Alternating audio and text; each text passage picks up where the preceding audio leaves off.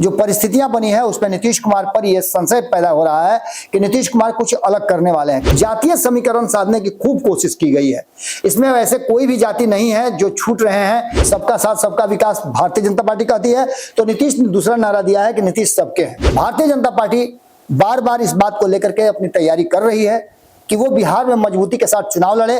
नोरमा group, जो सोचता है वो करता है। आपके अपने सपनों का आशियाना। नमस्कार, एक बार फिर से आपका बहुत बहुत स्वागत करते हैं। भीतर की बात लेकर के आपके सामने हाजिर हुए हैं, लेकिन आज भीतर की बात शुरुआत करने से पहले ही हम आपसे आग्रह करेंगे कि आप थोड़ा सा धैर्य रखिएगा, क्योंकि आज हम आपको एक बड़ी जानकारी देने आए हैं और ये जानकारी आने वाले चुनाव में बड़ा ही महत्वपूर्ण है। महत्वपूर्ण इसलिए है कि हेडलाइन तो आपने देख ही लिया होगा। ऐसा लगता है कि नीतीश कुमार एक बार फिर से एनडीए गठबंधन में अपने आप को रोक नहीं पाएंगे। इसके कई कारण हैं, कई ऐसे साक्ष्य अब सामने आने लगे हैं। भीतर से जो खबरें आ रही हैं और जो रणनीतियां बन रही हैं उसने इशारा किया है कि कहीं ना कहीं नीतीश कुमार मुश्किल में हैं और नीतीश कुमार मुश्किलों में राजनीति करने के लिए नहीं जाने जाते हैं। नीतीश कुमार की राजनीतिक प्रकृति रही है स्वच्छंद राजनीति की, और अपने शर्तों पर वो राजनीति करते हैं। एक बार फिर से नीतीश कुमार के सामने जो अवरोध आया है, जो हर्डल आया है, उसे नीतीश कुमार कैसे निपटते हैं, इसके कई कारण हैं। लेकिन सबसे पहले तो ये जानना जरूरी है कि आखिर नीतीश कुमार को ये जरूरत क्यों पड़ेगी। सीधी तौर पे विधानसभा चुनाव से पहले जिस तरह से नीतीश कुमार एक्ट करने लगे हैं और ज्यादा एनर्जेटिक नजर आने लगे हैं, उससे साफ लग रहा है कि नीतीश कुमार पर चाहे जितने भी आप आरोप लगा लीजिए, उनके स्वास्थ्य को लेकर जितनी भी बातें कर लीजिए, लेकिन इस 42 डिग्री में निकल करके वही निगरानी कर रहे हैं, वही निकल करके देख रहे हैं कि कहाँ क्या काम हो रहा है, वही कार्यक्रमों में जा रहे हैं और कहीं उनको कोई समस्या नहीं हो रही है। सीधे तौर पे वो जाते हैं, कार्यक्रम में शामिल होते हैं और उसके बाद अपनी रणनीतियां बनाते हैं। एक मुद्दे पर नीतीश कुमार बिल्कुल चुप हैं। जो नीतीश कुमार एक महीना पहले तक आपने देखा होगा कि बहुत मजबूती के साथ एनडीए गठबंधन का नेतृत्व कर रहे थे और कमान अपने हाथ में लिए हुए थे। कई तरह की जो उनके तरफ से बयान आ रहे थे, बयान पास हो रहे थे, उससे देख करके लग रहा था कि एनडीए गठबंधन एकजुट है। लेकिन पिछले 1-1.5 महीनों से जो परिस्थितियां और जो स्थितियां बनी हैं, उसने साफ कर दिया है कि कहीं ना कहीं कुछ तो बात है जिसकी पर्देदारी है और ये पर्दा अब धीरे धीरे करके उठने लगा है। सबसे पहले हम पर्दा उठाते हैं कि नीतीश कुमार ने, हम इस पर भी आते हैं कि वो ट्रांसफर पोस्टिंग कर रहे हैं। ये स्वाभाविक प्रक्रिया भी हो सकती है, लेकिन चुनावी साल है और चुनाव से आचार संहिता लगने के पहले नीतीश कुमार का इस तरह से धड़ाधड़ ट्रांसफर पोस्टिंग करना, कहा तो ये जा रहा है कि नीतीश कुमार अपने मनपसंद के लोगों को जहां जहां उन्हें लगता है कि उनके समस्याएं होंगी वहां वहां भेज रहे हैं। इन सब परिस्थितियों को लेकर के ये वो लोग हैं जिन लोगों का सीधा चुनाव में कहीं ना कहीं संपर्क है। आप समझ रहे होंगे कि जिन लोगों का ट्रांसफर पोस्टिंग हो रहा है उसकी एक बड़ी फहरिस्त है, बड़ी लिस्ट है। उस लिस्ट को अगर हम देखें तो लगातार जो आंकड़े हमारे पास हैं, उन आंकड़ों के हिसाब से अगर देखा जाए तो इसका सिलसिला जो है एक लंबे समय से शुरू हुआ था और ट्रांसफर पोस्टिंग का जो खेल चल रहा है उसमें कई राउंड में, मार्च से जो ये प्रक्रिया शुरू हुई है उसके बाद से लगातार ट्रांसफर पोस्टिंग हो रहे हैं। इधर हाल फिलहाल में 16 तारीख को भी 41 आईएएस और 26 आईपीएस का एक साथ तबादला किया गया था और इसमें कई तरह की बातें कही जा रही थी। कहा यह जा रहा था कि ये जो है एक स्वाभाविक प्रक्रिया है, लेकिन बिहार में जिस तरह से लगातार ट्रांसफर पोस्टिंग हो रहे हैं, हमारे पास जो आंकड़े हैं उसमें एक मीडिया रिपोर्ट है कि 20 मई को 12 आईएएस और 6 आईपीएस का ट्रांसफर पोस्टिंग हुआ था। उसके बाद 36 एसडीओ का भी तबादला हुआ था। ये सभी लोगों का इन्वॉल्वमेंट जो है वो सीधा चुनाव में होता है। यानी इस ट्रांसफर पोस्टिंग को देख करके ये लगता है कि नीतीश कुमार कुछ अलग तैयारी कर रहे हैं और उनकी तैयारी शुरू हो चुकी है। पहला पॉइंट यही है कि जिसमें इन अधिकारियों के ट्रांसफर पोस्टिंग होने के बाद जो परिस्थितियां बनी है उसमें नीतीश कुमार पर यह संशय पैदा हो रहा है कि नीतीश कुमार कुछ अलग करने वाले हैं। क्या अलग करने वाले हैं इसकी बात हम आपको आगे बताएंगे, लेकिन इसके साथ साथ आपने देखा होगा कि बोर्ड निगमों का धड़ाधड़ गठन हो रहा है। इन बोर्ड और निगमों में आपने देखा होगा कि कई तरह की बातें सामने आई हैं, यहां तक कि परिवारवाद का भी आरोप लगा है और इसके साथ साथ जातीय समीकरण साधने की खूब कोशिश की गई है। इसमें वैसे कोई भी जाति नहीं है जो छूट रहे हैं, चाहे वो ओबीसी हो, ईबीसी हो, सवर्ण हो या फिर दलित समाज से आते हो, सभी को इसमें शामिल किया गया है और सभी को शामिल करके ये बताने की कोशिश नीतीश कुमार ने किया है कि नीतीश सबके हैं। सबका साथ सबका विकास भारतीय जनता पार्टी कहती है, तो नीतीश ने दूसरा नारा दिया है कि नीतीश सबके हैं। अब यहां से एक नई कहानी शुरू होती है कि इसके पीछे भी नीतीश कुमार की क्या मंशा है वो अच्छी तरह समझ रहे हैं। भले ही वो किसी को भी दे, लेकिन नीतीश कुमार जातीय समीकरण साध करके अगर इन बोर्ड और निगमों में लोगों को एडजस्ट कर रहे हैं तो यह भी एक बड़ा उनका राजनीतिक दांव ही कहा जा रहा है। इसके बाद कई ऐसी बातें हैं कि जिसमें नीतीश कुमार को ऐसा लगता है कि सीट शेयरिंग के समझौता में उनको दबाने की कोशिश की जा रही है। नीतीश कुमार के सीट शेयरिंग फॉर्मूले पर भारतीय जनता पार्टी तैयार नहीं है। भारतीय जनता पार्टी का मानना यह है, नीतीश कुमार का सीधे तौर पे कहना है कि आप यदि आप मानते हैं इस बात को कि मेरी अगुवाई में चुनाव लड़ना है, मुझे ही मुख्यमंत्री बनना है। 2020 में मैं चाह रहा था कि आप मुख्यमंत्री अपना बनाए, आपने नहीं माना। संजय झा ने एक बयान के दौरान ये बात कही थी कि मैं उसका गवाह हूं कि नीतीश कुमार चाहते थे कि वो मुख्यमंत्री की कुर्सी भारतीय जनता पार्टी को दे दें, लेकिन भारतीय जनता पार्टी ने कहा कि नहीं, मुख्यमंत्री के लिए आप ही सबसे ज्यादा उपयुक्त है। अब भारतीय जनता पार्टी चाहती है कि उसका मुख्यमंत्री हो, और इसको लेकर के जो रणनीतियां बना रही है उससे अब नीतीश कुमार को इत्तेफाक नहीं है। नीतीश कुमार लगातार महाराष्ट्र वाले खेल न कर, भारतीय जनता पार्टी इस बात से डर रहे हैं कि जब तक वो नाम अनाउंसमेंट नहीं करती है, बाकी के कोई भी कर दे अनाउंसमेंट, उसे कोई असर नहीं पड़ता है। लेकिन अगर भारतीय जनता पार्टी का शीर्ष नेतृत्व अमित शाह और नरेंद्र मोदी बैठ करके ये नहीं कह देते हैं कि हाँ नीतीश कुमार ही मुख्यमंत्री होंगे, ऑफिशियली अनाउंसमेंट नहीं हो जाता है, तब तक नीतीश कुमार को इस बात की संतुष्टि नहीं होगी।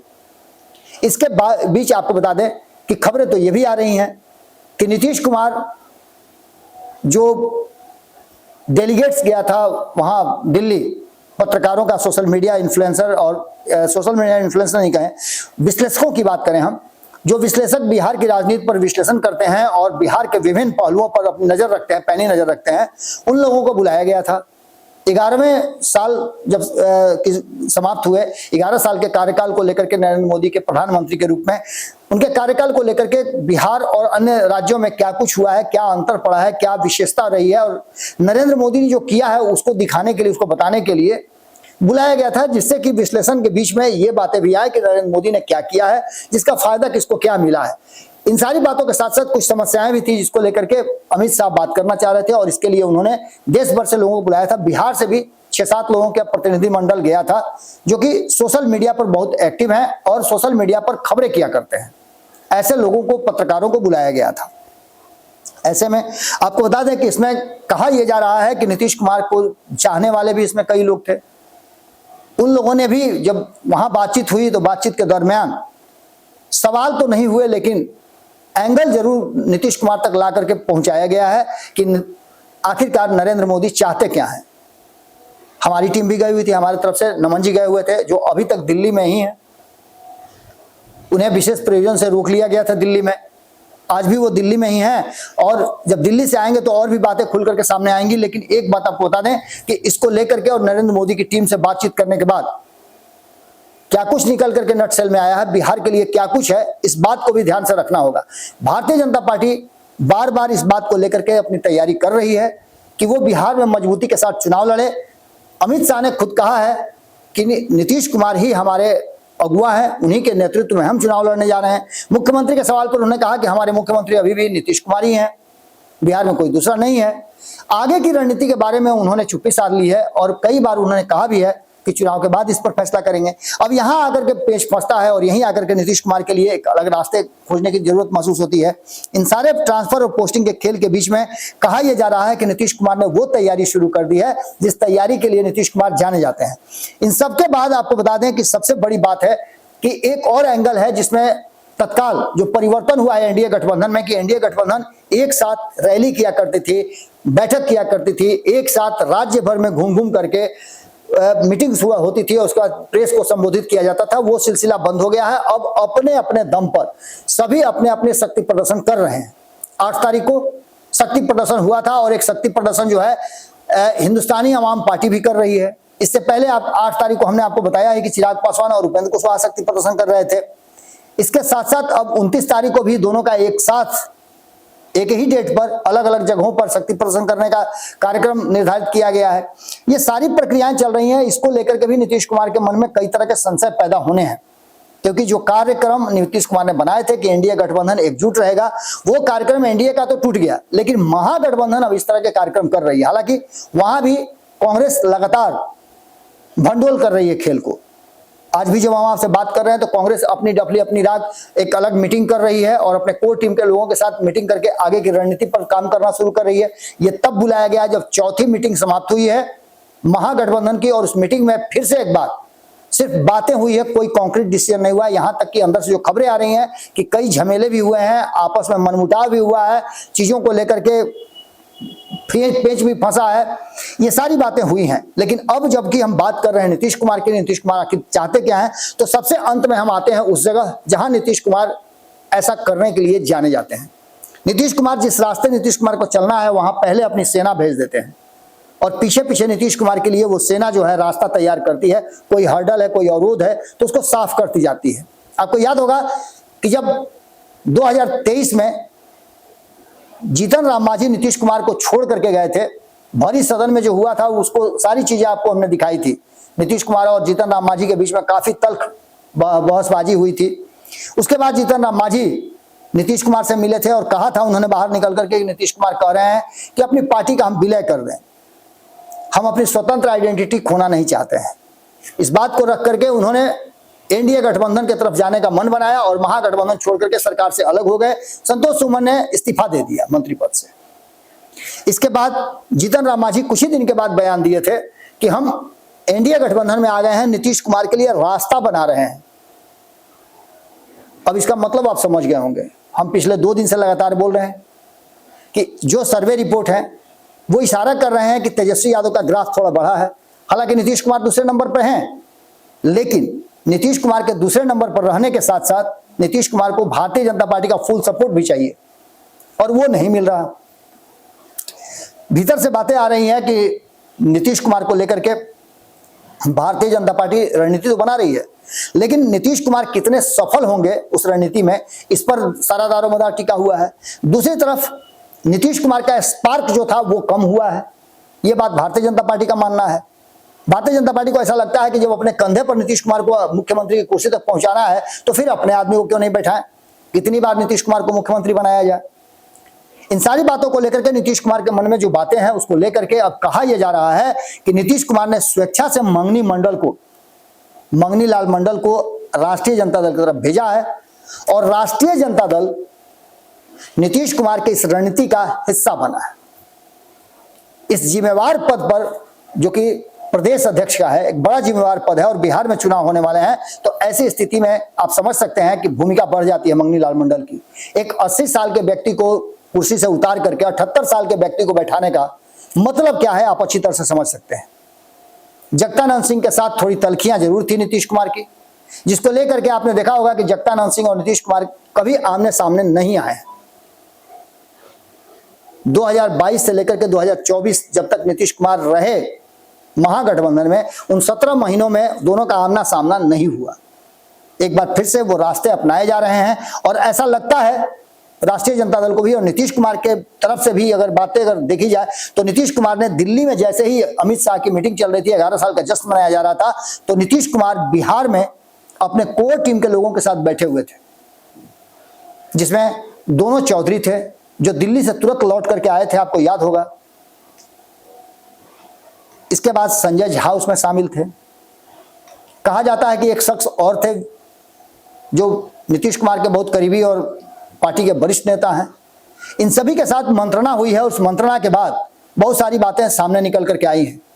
ये बात आपको भी समझ में नहीं आ रही होगी कि आखिर 78 साल के व्यक्ति को 80 साल के व्यक्ति को हटा करके कैसे बैठाया गया और उसके पीछे की रणनीति क्या है। हो सकता है कि धानुक समाज का वोट, लेकिन आप बताइए ना, धानुक समाज का वोट लाख चाहने के बाद एक मंगनी लाल मंडल क्या उस वोट को ट्रांसफर करा सकते हैं? बाकी के धानुक समाज के नेता कहां गए? कई युवा नेता हैं जो धानुक समाज का वोट अपने तरफ खींच करके ले आते हैं। नीतीश कुमार ऑलरेडी उस समाज के नेता माने जाते हैं। तो ऐसी स्थिति में आखिरकार मंगनी लाल मंडल को क्यों लाया गया? तो मंगनी लाल मंडल नीतीश कुमार के बहुत करीबी में से हैं। उनका इंपैक्ट नीतीश कुमार की पार्टी में अच्छा खासा रहा है। नीतीश कुमार उन पर भरोसा भी करते थे। इन सभी बातों के साथ साथ अगर मंगनी लाल मंडल उठ करके चले जाते हैं राष्ट्रीय जनता दल में और वहां जाकर के ये शर्त लगती है कि उनको प्रदेश का अध्यक्ष बनाया, इतनी देर क्यों हुई? बनाना था तो उसी समय बना देना था। जब मंगनी लाल मंडल को आपने यहाँ बुलाए भी थे लालू प्रसाद, तो उनको चाहिए था कि उसी समय बना देते, लेकिन इतना देर होने के और इतने मंथन के बाद क्यों बनाया गया? इस पूरी कहानी को आप अच्छी तरह समझ रहे होंगे। पूरे परिवार के लोग एक साथ क्यों हैं, आखिर परिवार एकजुट दिखाने की कोशिश क्यों की गई? लालू प्रसाद ही उसमें संवेदक बन जाते।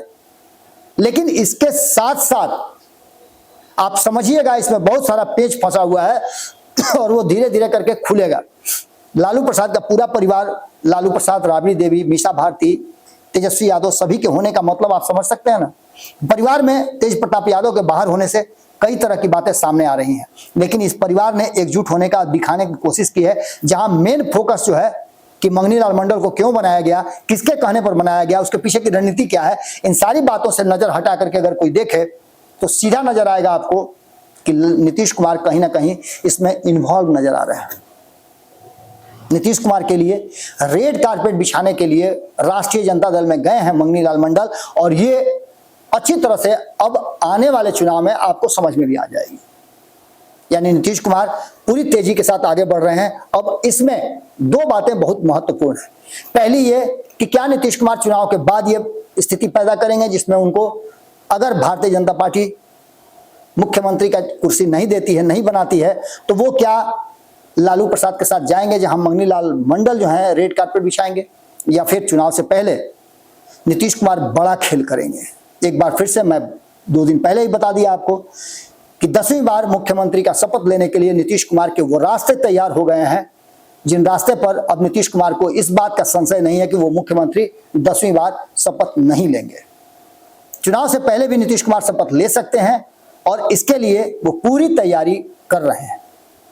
ऐसा हो सकता है कि चुनाव लालू प्रसाद और नीतीश कुमार एक बार फिर से साथ मिलकर के लड़ें, और ऐसी परिस्थितियां सामने आ सकती हैं। अगर ऐसा कुछ होता है तो आप समझ ही रहे हैं कि मैंने आपको पहले ही फॉर्मूला बता दिया है कि कई लोग महागठबंधन से बाहर आएंगे, और जो नई स्थिति बनेगी उसमें कांग्रेस, राष्ट्रीय जनता दल और जनता दल यूनाइटेड एक बार फिर से एक साथ होकर के 2015 की तरह चुनाव लड़ सकती है और सत्ता में आने की कवायद शुरू कर सकती है। देखिए क्या होता है, लेकिन संभावनाएं हैं, और संभावनाओं पर प्रकाश डालना, उसको भीतर से निकाल करके आप तक पहुंचाना, कई संभावनाओं पर विचार करना, ये हमारा काम है। हम अपने काम को बखूबी निभाना चाहते हैं। कितना हम सफल हो रहे हैं आप कमेंट बॉक्स में जरूर लिखिएगा, क्योंकि बिहार की राजनीति है और बिहार की राजनीति में चुनावी वर्ष है, तो निश्चित रूप से आपके विचार बहुत ज्यादा महत्वपूर्ण हो जाते हैं। आप ही को वोट करना है, इसलिए आपका कमेंट भी जरूर आना चाहिए। आपके कमेंट के आधार पर हम ये तय करते हैं कि आखिरकार पलड़ा किस तरफ झुका हुआ है। कई एजेंसियां सर्वे कराती है और हम आपके कमेंट के आधार पर यह तय करते हैं कि आप क्या चाहते हैं, आप किसे चाहते हैं कि वो आगे बिहार की राजनीति और बिहार को संभाले, आगे बढ़ाए और बिहार को बेहतर बनाए। जुड़े रहिएगा भारत लाइव के साथ, खबरों का सिलसिला लगातार जारी है। बहुत बहुत धन्यवाद, नमस्कार। वीडियो पसंद आई और वह बिहार के राजनीति और बिहारियत से सरोकार रखेनी तो सब्सक्राइब बटन दबा के चैनल के सब्सक्राइब कर ली। ओजे एगो घंटी बा, ओकरा बटन दबा देला से कुल सटीक और मारक खबर रुआ मुफ्त में मिल जाई। अगर रुआ पत्रकारिता के हमनी के नया प्रयोग में सहयोग कर चाहतानी तो ज्वाइन बटन दबा दी। पेटीएम नंबर नोट कर ली 9386816700। धन्यवाद।